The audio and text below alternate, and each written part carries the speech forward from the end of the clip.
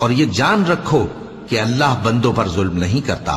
اور جس دن اللہ ان کو جمع کرے گا تو وہ دنیا کی نسبت ایسا خیال کریں گے کہ گویا وہاں گھڑی بھر دن سے زیادہ رہے ہی نہیں تھے، اور آپس میں ایک دوسرے کو شناخت بھی کریں گے۔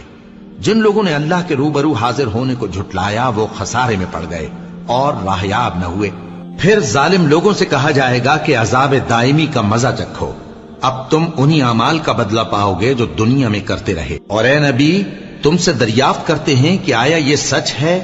کہہ دو ہاں میرے رب کی قسم یہ سچ ہے، اور تم بھاگ کر اللہ کو عاجز نہیں کر سکو گے۔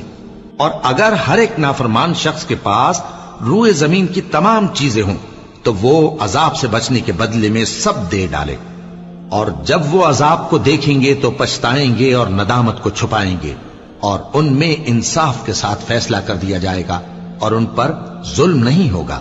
مومنو، یہ نہ سمجھنا